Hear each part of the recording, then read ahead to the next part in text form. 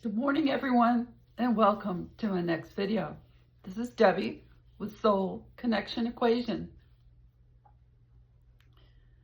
I woke up early this morning.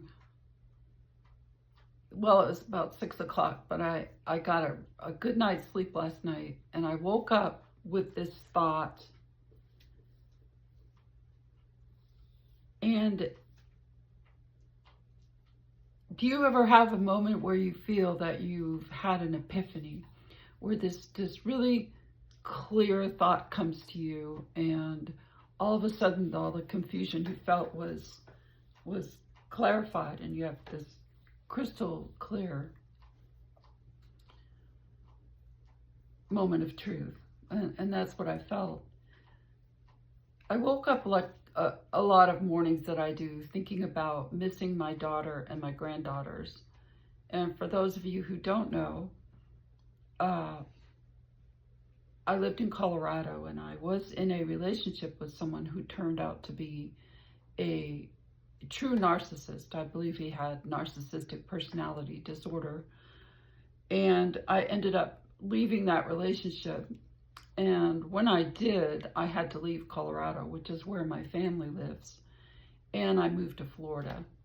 So since then, I have been struggling with why I ended up in that pattern of behavior. And he certainly wasn't the first relationship that was dysfunctional in that way.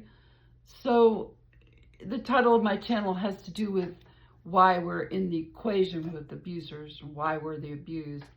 And I just look at that on this channel from my point of view.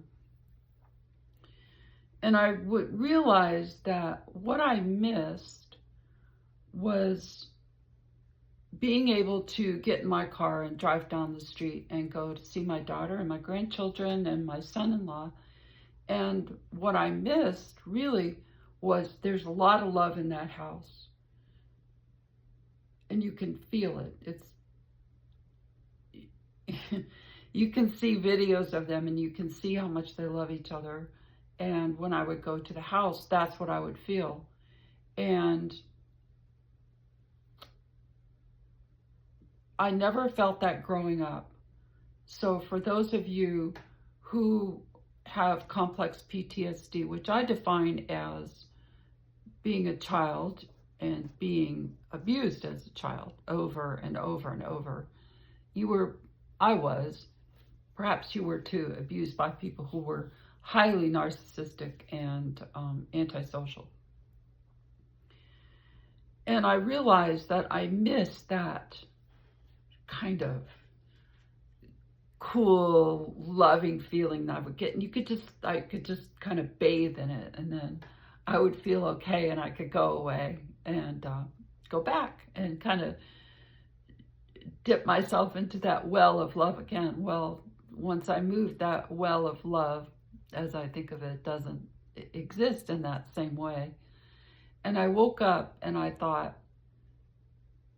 well, love exists. It's here in the world, in the universe. It's in this world. I know it is. I felt it. It can't just be in that house. It must be everywhere. And I have to figure out how to access it here in Florida by myself.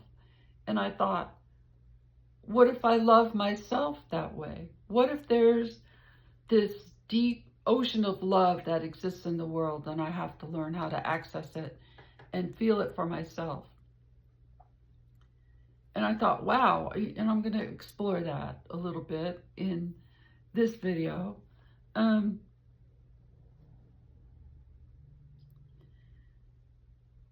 People who abuse children, and those of us who grow up in that environment, it feels very familiar to be in an abusive relationship. And it's a pattern of behavior that we develop. And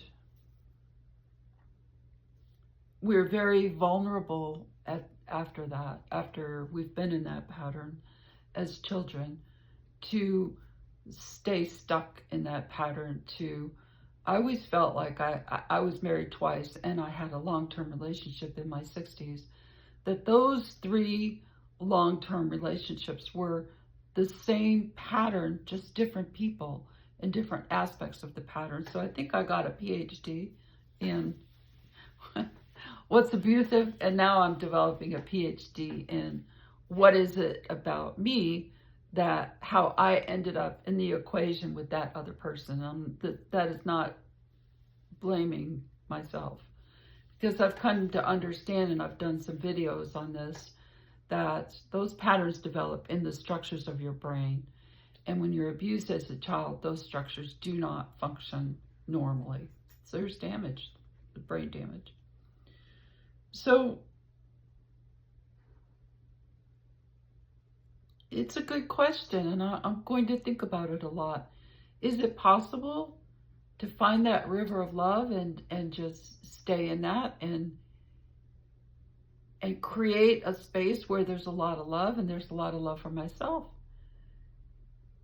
I mean, that to me is just a radical concept.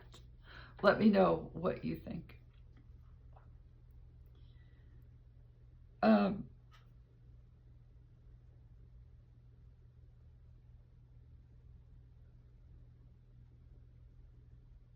I think the advantage to finding that river of love, we'll call it, would be that I don't have to go looking for it in other people. And that's the reason I want to develop it here in this house with myself. Can that exist without the validation of someone else? I don't feel that I was ever in a marriage or a long-term relationship with someone where that level of love that exists in my daughter's house existed between myself and those other people. And so I'll let you know how that goes. And I want to thank you for being here. I'd love to hear what you think about that. And I will talk to you next time. Bye.